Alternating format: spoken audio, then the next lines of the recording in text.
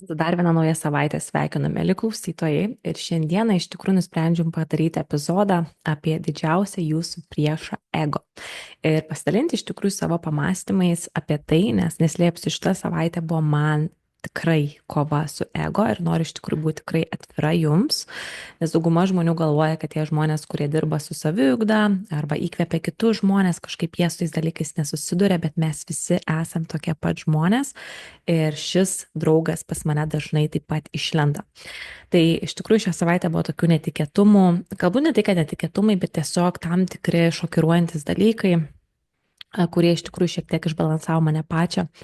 Ir tikrai neslėpsiu, kad visą savaitę tikriausiai daugiau laiko praleidau kažkokiam tai nerime, kažkokiam tai pasipriešinime, tiesiog priešinaus tam, kas vyksta galbūt, ar ne, tas toks vis tiek kontroliavimas tų situacijų ir panašiai. Tai vad sakau, labai noriu būti atvira, nes tikrai žinau, kad žmonės susiduria su tais dalykais ir patikėkit, niekada nereikia būti, kaip pasakyti, mes dažnai žmonės žiūrim social media ir atrodo, kad oi, tas žmogus gerai gyvena, tas žmogus, žodžiu, čia neturi jokių problemų, čia tik aš toks esu, bet iš tikrųjų mes kiekvienas su tom susidurėm, tik ne visi mes apie tai kalbam. Tai ką aš iš tikrųjų va šią savaitę vis bandžiau su savim daryti ir tikrai ne visada yra taip lengva padaryti, ar ne? Tai tiesiog bandyti suprasti, kad visų pirma tai nesu aš, ar ne? Tai visų pirma yra tas ego, tai ką aš visiems sakau, ar ne? Tai ką aš visiems sakau, ką aš skaitau iš knygų, tai aš perų tą informaciją iš kitų mentorių, aš darau podcastą, aš kitus žmonės, kaip sakant, darau asmeninius ten coachingus ir panašiai, tai aš tą patį realiai visiems pasakyčiau, ar ne? Tā patį, ką pasakyčiau savo, kad tai nesi tu, kad tai yra iliuzija. Ir iš tikrųjų vis save, kaip pasakyti, vesti tą pusę, tą dėkingumo pusę, tą meilės pusę, tą susijungimą su visat ir panašiai. Ir kartais galiu pasakyti gyvenime, kai būna šiek tiek galbūt daugiau tokių stresų ar ne kažkokių, tai gali būti ar su karjera, ar su finansais, ar su santykiais su žmonėms, ar ne. Yra tikrai daug sunkiau būti tame meilės būsenoje, nes tiesiog tu žinai, kad yra dalykas, kuris tave tuo metu galbūt veikia. Ir ką aš iš tikrųjų išmokau irgi iš astrologijos savo to viso gimimo diagramos, kad yra tam tikri, pavyzdžiui, nameliai mano toje struktūroje, kur jie turi būti labai labai struktūruoti, kad aš jaučiuosi gerai. Ir aš, pavyzdžiui, dabar suprantu, dėl ko mane tam tikri dalykai išmuša labiau iš vėžių negu kiti dalykai. Tai čia yra būtent tai, ką aš irgi išmokau per gimimo diagramą, mokantis per astrologiją. Tai aš iš dalies suprantu, kodėl taip vyksta ir žinau, kad šiuo metu vyksta tam tikri retrogradai, tam tikrų planetų keitimais ir panašiai, kas irgi gali labai daug dalykų išmešti į paviršių ir atrodo, kad gali būti tikrai daug sunkiau išsilaikyti šituo laikotarpiu ir galbūt nukrimsti labiau į ego. Tai dėl to ir iš tikrųjų pamaniau, kad pabūsiu atvira ir pasidalinsiu ir tikrai pas mane irgi nėra vien tik tai gėlytės, pas mane irgi nėra vien tik unikornai skraidantis ir aš tiesiog nusprendžiu dėl to pradėti rašinėti visiems podcastą. Ne, aš esu lygiai toks pat žmogus kaip ir jūs, kuris irgi susiduria su tokiais pat iššūkiais gyvenime, su abejonėmis, su nerimu, turiu tą patį savo priešą ego, kuris dažnai iš tikrųjų ateina pas mane į svečius, tikrai neslėpsiu. Tai va, bet aišku, dirbant su saviugda, tu išmoksti daug dalykų suprasti. Pavyzdžiui, galbūt seniau ar ne, aš būčiau galbūt kitaip į viską žiūrėčiau. Dabar aš žiūriu viską galbūt iš tos, ne visada pavyksta, bet labiau galbūt iš tos juoko prizmės, ar ne, kad tai nesu aš, kad yra tik mano šimpanzė, ar ne, kuriai vis negana. Nes pasakysiu, šią savaitę iš tikrųjų buvo taipogi labai nuostabi mano versle, nes mano komanda šiuo metu labai greit kyla, labai vyksta daug užsakymų, labai daug merginų naujus pozicijas pasieks. Ir čia yra kažkas, apie ką aš iš tikrųjų svajojau, kad mano komanda iš tikrųjų prasiverštų. Ir dabar jau tai vyksta. Bet kai tu esi įstrigęs tame ego, tai tu ant tiek fokusuojasi, ko tu dar neturi, arba kas vyksta ne taip, kaip tu norėtum, kad vyktų. Ir tu pamiršti tą realiai gerą momentą, kuris vyksta, ar ne? Arba tas pats, pavyzdžiui, buvimas Azijoje, kad aš esu čia, aš tada svajodavau būti, aš taip norėjau būti vėl Tailande, aš vėl norėjau praleisti čia žiemą, ar aš tai galiu tai daryti, ar ne? Tai va, tai tas ir yra, kad suprantat, gyvenime visada bus tas duality, kaip sakant, dvi pusės. Tai bus ir apskritai yra dėl ko ir yra tas yin and yang, kad yra ir šviesa, ir tamsuma, kad mes turim kažkokios tai tamsumos turėti gyvenime, kad mes pajustumėm šviesą, nes toks yra gyvenimas, ar ne? Bet esmė tame, kad nėra viskas visada tik juoda, ar ne? Bet mūsų ego visada bandys mus įtikinti, kad yra žiauriai blogai, kad viskas lysta iš po kojų, tu vos ne ant, žodžiu, bedugnės stovi krašto ir to nukrisi ir, žodžiu, viskas baigsis ir viskas. Nes mūsų ego pats didžiausias tikslas yra mus apsaugoti. mus apsaugoti, be abejo, tai yra labai svarbu, nes jeigu mes to neturėtumėm, mums išgyventi būtų tikrai sudėtingiau, nes mes tiesiog galbūt savęs tiek neapsaugotumėm, galbūt nejaustumėm tam tikrų baimių ar ne, arba tam tikrų dalykų, kurie iš tikrųjų mus apsaugo, nes aš iš tikrųjų dalinusis apie vieną knygą Šimpanzės paradoksas, kur yra ten labai gerai paaiškinta, kaip veikia mūsų ta racionali smegenų dalis ir racionali. Tai aš galiu pasakyti, šią savaitę mano šimpanzė buvo labai nerami, ta racionalioji pusė. Tai va. Ir jo, tai iš tikrųjų, kai tu tiesiog supranti psichologinės pusės, kad tai yra, kaip sakant, dalis to gyvenimo, ar ne, bet iš tikrųjų, jo, tai sakau, ego yra tikslas mus apsaugoti, ieškoti problemų. Dėl to, pavyzdžiui, jeigu ir tu, nesvarbu visai, bet kiek tu uždirbsi pinigų, nesvarbu kokiam tu name gyvensi, ar tavo mašina geresnė negu kažkokio tai kaimyno, ar tu turi labai daug brangių papuošalų ir panašiai, visiškai tai nesvarbu. Yra iš tikrųjų didžiausias klausimas, yra, ar tu darai tai, kas tau patinka, ar tu esi laimingas, nes mes puikiai žinom, kiek yra daug žmonių, kurie turi daug pinigų, kurie turi daug turtų, bet jie yra labai viduje tušti. Ir tikrai aš esu savo gyvenime sutikus žmonių, kurie turi daug pinigų, kurie yra nelaimingi, taip pat, kurie turi daug pinigų ir yra laimingi, ir tų, kurie neturi daug pinigų ir yra laimingi ir panašiai. Tai vien dėl to, kad esmė yra iš tikrųjų neturtai, esmė yra sugebėjimas įvertinti tai, ką tu turi, ar ne? Ir sugebėjimas iš tikrųjų pajausti tą pilnatvės jausmą. Tai čia nuo to ateis ta didžiausia mūsų pilnatvės tas jausmas iš tų dalykų, ar ne? Ir dar kitas dalykas, iš ką mes labiau fokusuojamės. Ar mes fokusuojamės labiau į ego, nes kad ir ką tu turėsi gyvenimą, tu vis tiek ieškosi, ko tu dar neturi. Tiesiog tai bus. Dėl to aš čia dalinausi irgi, kas nors esat Facebook'e, aš turiu tokią atskirą bendruomenę Pakeisk savo gyvenimą tinklalaidę ir aš ten rašiausi tokią, dabar aš skaitau knygą Alchemijos Blueprint, ten, kaip sakant, mokausi apie astrologiją ir būtent tenais ir buvo tokia labai gera istorija parašyta apie tą visą žodžių laimę, ar ne, kad buvo porelė, buvo visų pirma žmogus, kuris turėjo labai gerą darbą, jis grįžo namo į savo didžiulę vilą ir jisai, žodžiu, sužinojo naujienas, kad išmetė iš darbo, bet jis ar taip tame darbe nelabai jau stengiasi, nelabai jam rūpėjo, bet jisai tiesiog žiūri tą gražų vaizdą pro langus ir jisai mato tuštumą, nors jis gyvena tenais didžiuliai gausoje ir turi labai daug gausos savo banko sąskaitose. Paskui porelė praeina pro gatvę, kurie labai stresuoja dėl finansų, nes verslas neauga, jie atsikraustė gyventi į Gold Coast pakrantę, kur viskas daug brangiau ir panašiai. Ir jie žiūri į tą žmogų, kuris ar ne stovi savo balkone ir galvoja, kaip jam gerai. Jisai turi šitiek daug savo gyvenime ir kaip jam gerai, kaip aš norėčiau būti toje viloje ir aš norėčiau būti tame balkone. Nors iš tikrųjų tas žmogus nesijaučia ten patenkintas būdamas, ne? Ir paskui praeina dar viena moteris. Tai važiuoja moteris mašinoje ir pamato tą porelę einančią gatvę.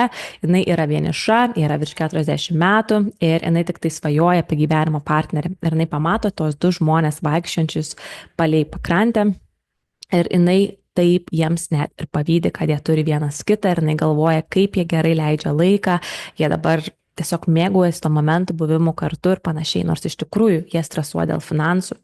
Ir tada dar yra vienas žmogus, kuris pasistatęs palapinę su savo vaiku, žiūri saulėlydį ir iš tikrųjų neturi absoliučiai nieko ir žiūri visus šitos žmonės, paskutinę tą moterį, kuri pravažiavo su mašina ir galvoja, kaip yra gerai turėti mašiną ir važiuoti kažkur ir turėti namus.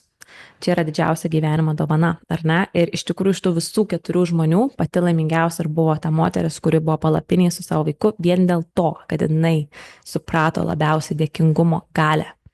Nes žmogus turėjo mažiausiai, jisai turėjo, jisai prarado ir jisai suprato daugiausiai. Iš tikrųjų, tai va čia taip ir parodo, mūsų ego niekada nebus gana, kad ir kokiam tu gyvensi, kokiai viloje, kad ir kokį tu gyvenimo būdą turėsi, tu siek ieškosi, kas yra blogai, ar ne? Tai va čia yra, ką mes turim kasdien praktikuoti ir ką aš praktikavau irgi šią savaitę vis daugiau, ar ne, nes tiesiog jausdavau, kad aš vis įeinu į tą ratą ir panašiai ir aš tiesiog vėl grįžtu, aš einu gal pamedituoti, aš einu parašyti žurnalą, aš einu daryti kažkokias afirmacijas ir panašiai. Ir ar tiesiog pagauti save, kaip ir praeitą savaitę dalinaus, kad buvimas čia ir dabar, ar ne, the power of now, nes vėlgi, jeigu mes iš tikrųjų jaučiamės, kad kaip pasakyti, esam kažkur įklimpę arba ateityje arba praeitį, mes reiškia, nesame dabartyje. Tai vad ką aš ir kalbėjau praeitą savaitę, kad čia yra, kur dažniausiai mes ir esame, praeitį arba ateityje, labai retai esam dabartyje. Ir aš tikrai galiu pati pripažinti, kad šią savaitę aš buvau kažkur ateityje. Suprantat? Tai va, tai tą aš noriu mėlyjom pasakyti, kad mes tiesiog turim save išmokti pagaudyti, ar ne, nes tas ego visada norės ateiti pas mus, visada bandys ieškoti problemų ir panašiai, bet mes sąmoningai kaip žmonės visų pirma pirma turim priimti tą faktą, kad tai yra ego, kad tai nesate jūs, kad tai yra iliuzija, kad tai bando jūs apsaugoti. Ir ego turi informaciją, kuri yra iš praeities, būtent jūsų praeities patirtis. Tai taip yra visa ta sistema susistemimuota, ar ne? Dažniausiai, bet pavyzdžiui, jeigu mes galvojam, nežinau, apie, tarkim, pergyvenate dėl savo darbo, ar jūs ten turėsite tą darbą, ar jūs pakels atlyginimus ir panašiai, ir jūs pradedate stresuoti, kaip jūs sumokėsit mokesčius, kaip jūs padarysit, žodžiu, kaip jūs galėsit sau leisti, ką jūs ten esate suplanavę ir panašiai, ir jūs remiate savo praeitimi, kai galbūt jūs kažko negalėjote sau leisti, ar ne? Ir dėl to mes ir einam į tą tokį vadinamąsi, bet nesibaigiantį ratą, kur tiesiog eina ir mums yra labai iš tikrųjų sunku. Labai sunku iš to išeiti. Bet kaip iš to geriausia yra išeiti, ką aš ir sakau, darau pati, tiesiog dalinuosi su kitais, kam dabar yra galbūt aktualu, ne tik tai dabar, tai visų pirma tai pastebėti ir suvokti ir nebandyti to teisti. Nes iš tikrųjų, jeigu tu labai tai teisi, tu dar labiau priešinsiesi tam ir dar bus daugiau neigiamos emocijos, dar bus daugiau neigiamų emocijų pas jūs viduje.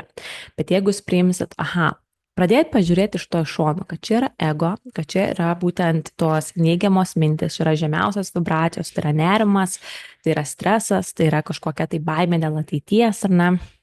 Tai čia yra būtent tai, kas mane dabar šiuo metu labai stipriai veikia. Ir aš tai pamatau, ar ne, aš tai pastebiu. Ir dažniausiai, kas man nutinka, kad mes labai tai teisiam, kad mes labai teisiam, labai analizuojam ir iš tikrųjų mums dar pasidaro, mes dar tų negatyvų užsikraunam savo papildomai, žodžiu.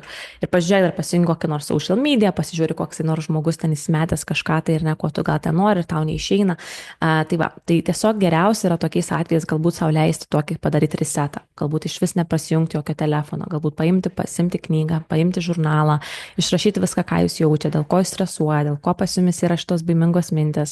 Paskaityti kažkokią gerą knygą arba ten, kur yra visata turi tavo užnugarį, ar ten super atraktorius, žodžiu, tą knygą, kuri jums yra aktuali ir tiesiog leisti savo, kaip sakant, pasikrautos tokios kitos energijos, nes dažniausiai, ką mes darom, ką aš ir pati labai dažnai pagaunu, jeigu yra, pavyzdžiui, kažkoks stresas dėl ateities ar ne, tam tikrų dalykų, tai aš kaip tik noriu dar labiau viską daryti, dar labiau daryti tos darbus ir panašiai, žodžiu, kad kuo greičiau ar ne ten sutvarkyta situacija, bet kartais iš tikrųjų yra geriausiai atsitraukti.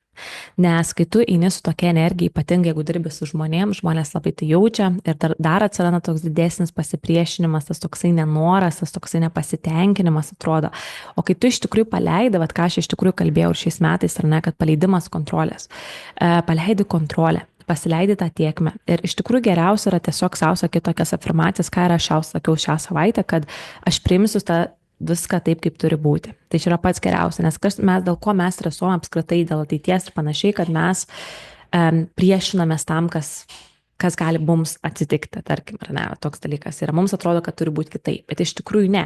Iš tikrųjų tai mes šitaip esam sugalvoję, bet viskas bus taip, kaip turi būti pagal visatos planą realiai. Ir šiaip daug dalykų tu nesupranti dabar, ką tu suprasi gal po pusės metų. Pavyzdžiui, man yra buvę irgi tokios situacijos, kaip atsimenu prieš 5 metus, kai mano antrai pusiai kovo mėnesį buvo labai blogai.